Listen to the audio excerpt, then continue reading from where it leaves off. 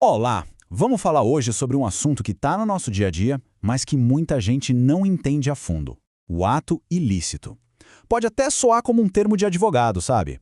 Mas, na verdade, ele está por trás de quase toda a situação onde a ação de uma pessoa acaba causando um prejuízo para outra. Uma batida de carro, uma ofensa na internet, o que a lei diz sobre tudo isso? É o que a gente vai descobrir agora. Imagina só a cena. Alguém bate no seu carro. Ou então a obra do vizinho começa a dar uma rachadura na sua parede. Ou pior, uma fake news prejudica a sua reputação. A primeira coisa que vem na cabeça é essa pergunta, né? E agora? Pois é, entender o que a lei chama de ato ilícito é o primeiro e mais importante passo para achar essa resposta. Então, o que é exatamente um ato ilícito? A definição da lei é essa aqui. E olha, vale a pena prestar atenção em cada palavrinha. É um comportamento voluntário, que quebra uma regra, ou seja, um dever jurídico, e o ponto-chave, que causa um dano a outra pessoa. Não é só sobre causar um prejuízo qualquer, é sobre fazer isso violando uma obrigação que todos nós temos perante a lei. Certo. Para a gente entender isso melhor, vamos quebrar o conceito em parte.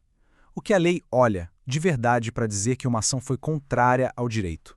Bom, o ponto de partida é até bem simples. A primeira coisa que se faz é olhar para a ação da pessoa, ou até para a falta de ação, a omissão, e comparar com as regras do jogo, com o que o nosso sistema de leis permite ou proíbe. Se a conduta vai contra essas regras, pronto, ela é considerada ilícita. É um primeiro filtro bem objetivo, focado só no ato em si.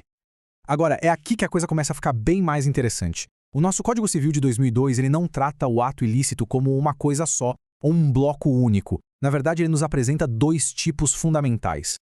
E é exatamente aqui que o conceito se aprofunda e fica fascinante. Vamos explorar essas duas espécies de atos ilícitos. Elas podem até parecer a mesma coisa, mas na prática têm diferenças cruciais. De um lado, a gente tem o ato ilícito subjetivo. Esse é o clássico, aquele que depende da famosa culpa, ou seja, da negligência, da imprudência de quem agiu. Do outro lado, temos o ato ilícito objetivo. Essa já é uma ideia mais moderna, que não foca na intenção, mas sim no resultado do ato, especialmente quando alguém abusa de um direito que em tese possui. O ato ilícito subjetivo, lá do artigo 186, é como se fosse uma receita, sabe? Com 3 ingredientes obrigatórios. Primeiro, precisa de uma ação ou omissão voluntária. Segundo, a culpa, que é a falta de cuidado. E terceiro, claro, o dano, o prejuízo concreto que outra pessoa sofreu. Se faltar qualquer um desses 3, a gente não tem o ato ilícito clássico. Resumindo, esse é o tipo de ato que a maioria das pessoas já pensa quando escuta a palavra ilegal. É uma quebra direta, clara, de uma norma, de um dever que a lei impõe para todo mundo. É o preto no branco. Agora, vamos para o conceito que é mais sutil e, na minha opinião, um dos mais interessantes do direito: o ato ilícito objetivo, mais conhecido como abuso de direito. Aqui, a história é outra. Essa metáfora aqui é simplesmente brilhante para a gente entender a diferença. Pensa assim, o ato ilícito clássico quebra a letra da lei, o texto escrito, o corpo. Já o abuso de direito, ele viola o espírito, a finalidade, a alma por trás daquela lei.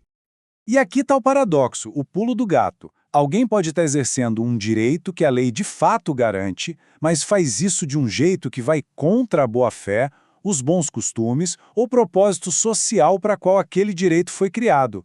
A origem do ato é legal, mas o jeito de exercê-lo se torna disfuncional e, por isso, ilícito. Esse quadro resume perfeitamente a história. O ato do artigo 186 fala de ilegalidade e o seu coração é a culpa. Já o do artigo 187 fala de ilegitimidade e o elemento central é o exercício disfuncional de um direito. A violação não é frontal à lei, mas sim um desvio do propósito dela. Ok. E quando a gente acha que entendeu tudo, a lei vem e nos apresenta uma reviravolta daquelas. E se um ato causa um dano, mas a própria lei diz que ele foi justificado?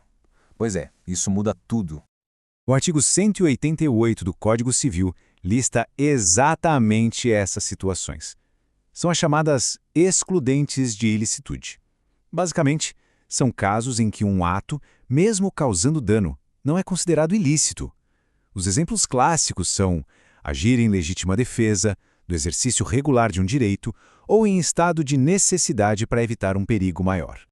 Essa é a pergunta de $1 milhão. Se a lei diz que a ação foi correta, foi justificada, A pessoa que sofreu o dano simplesmente fica no prejuízo? A resposta, olha, não é nada óbvia.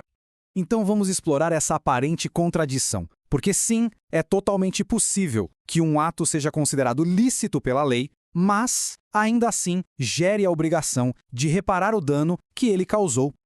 Para ilustrar isso, vamos montar um cenário bem prático. Pensa num motorista dirigindo com cuidado, tudo certinho. De repente, uma criança entra correndo na frente do carro. Do nada. Para não atingir a criança, o motorista, num reflexo, faz uma manobra brusca. A manobra funciona, a criança é salva. Só que o carro desse motorista acaba batendo em outro veículo que estava parado corretamente ali na rua. A ação do motorista foi justificada, um claro estado de necessidade. Mas e o dono do carro estacionado que não tinha absolutamente nada a ver com a história? E aqui está a resposta da lei. A responsabilidade vai depender de quem é a vítima do dano. Se o prejuízo foi causado à pessoa que criou o perigo, aí não há dever de indenizar. Agora, se a vítima é um terceiro inocente, como o dono do carro estacionado, o dever de reparar o dano existe, mesmo que o ato tenha sido considerado lícito.